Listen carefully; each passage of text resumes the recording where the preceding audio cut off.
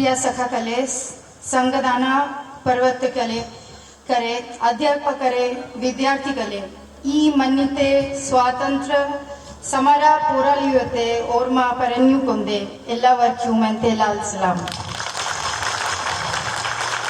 I hope I was partially okay. Yeah, almost successful. I'm trying to learn a bit of Malayalam and apologies if my pronunciation was not perfect, but I'll try my best. So, dear comrades, today we are here gathered on the day of celebrating Independence Day. And today we gather not merely to mark a date on our calendar, that it's 15th of August and we are celebrating Independence Day. But we are here to renew a promise. 79 years ago, this country broke its chains. But freedom, as our leaders have taught us, was never meant to be a single morning in August. It was meant to be a continuing struggle, a struggle to make the Republic real for every citizen, the student without a scholarship, the worker without a wage, the woman without safety, the farmer without a fair price, the minority without equal dignity is not what freedom can be.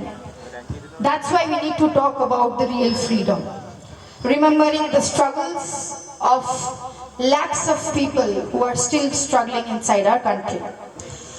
As we stand today here and as we celebrate our freedom struggle, remember the freedom struggle, we remember the thousands of people who gave everything so that India could stand as a free, democratic, sovereign republic. We remember the Quit India movement, the Satyagraha, the peasant uprisings, the worker strikes, the revolutionaries who went to the jail singing, who gave up their lives for this country to be free. We remember that freedom was not gifted to us by any single leader or single party. It was won by the collective sacrifice of workers, peasants, students, women and ordinary people across this land. And we remember something else, something Kerala in particular must never forget, that our freedom struggle did not end with a change of flag in 1947.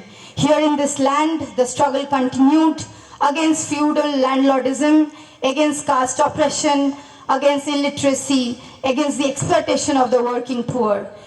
Kerala's own history, from the Puna Pavaila uprising to the land reforms, from the total literacy campaign to the decentralization of power through the People's Plan, is a history of ordinary people refusing to accept the formal independence that was enough. This is our inheritance. This is what we stand on today.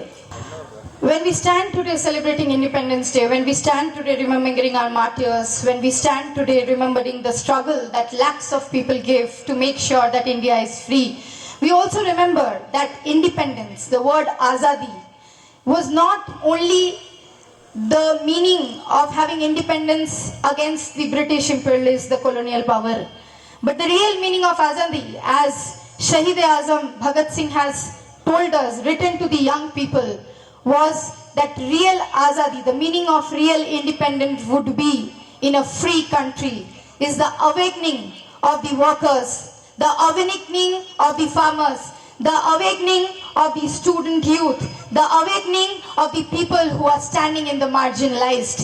What does real independence mean?